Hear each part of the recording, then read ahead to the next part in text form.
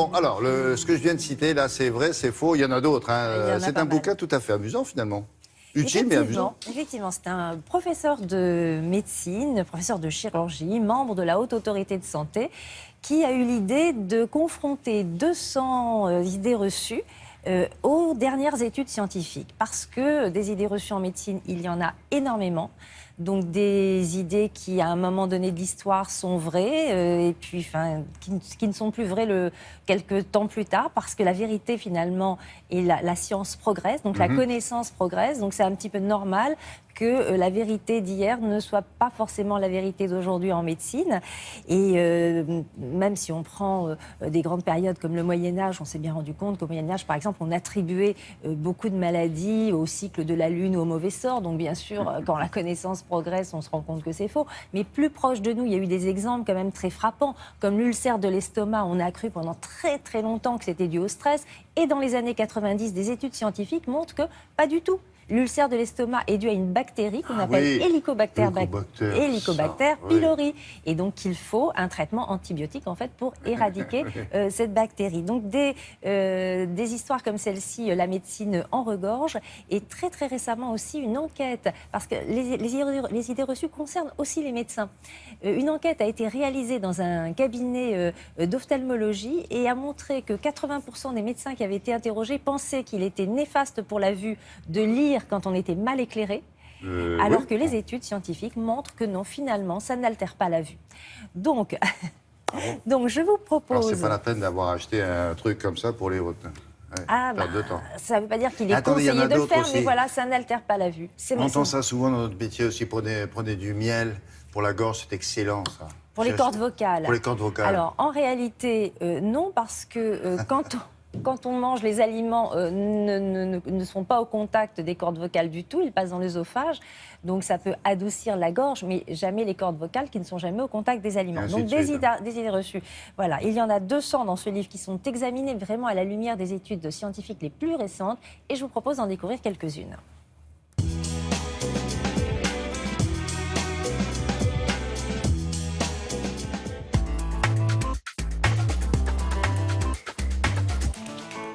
Faux. Le fait d'arracher un cheveu blanc ne modifie pas la couleur des cheveux aux alentours, ne modifie pas la couleur de celui qui va repousser. Le seul risque, si on continue à les arracher, c'est d'abîmer le follicule et de ne plus avoir de cheveux.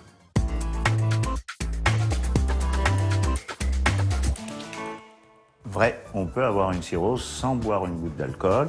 On estime qu'actuellement, 2 tiers des malades qui ont une cirrhose ont eu soit une hépatite B, soit une hépatite C et surtout un syndrome métabolique qui associe une obésité, un diabète, une hypercholestérolémie et une hypertension artérielle. Et tous ces facteurs vont entraîner une dégradation du foie qui aboutit à une cirrhose.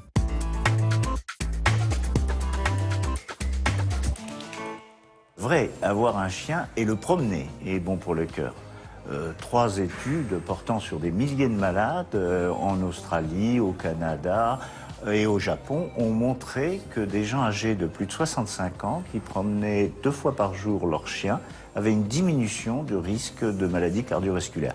C'est l'exercice qui est probablement le facteur déterminant.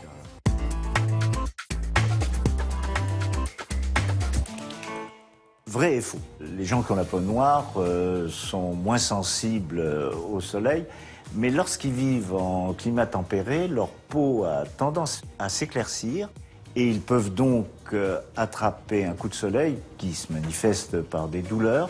Et certains médecins leur conseillent de se protéger d'une exposition excessive.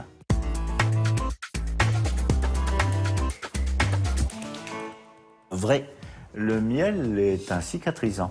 Alors, c'est dû au fait qu'il humidifie la plaie, il a aussi un pouvoir bactéricide, il prévient la surinfection de la plaie, et d'ailleurs, tout le monde peut constater que lorsqu'on laisse un pot de miel ouvert, il n'y a pas de moisissure qui se forme. C'est une des raisons pour laquelle il est employé dans de très nombreux pays comme un cicatrisant.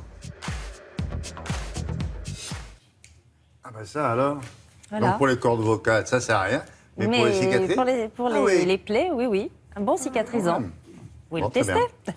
Voilà, et si vous voulez en savoir un petit peu plus sur ces 200 idées reçues passées au crible, eh bien, je vous conseille le livre du professeur Jacques Belghiti et d'Annette Vezin, Tant qu'on a la santé, aux éditions Fayard. Merci beaucoup.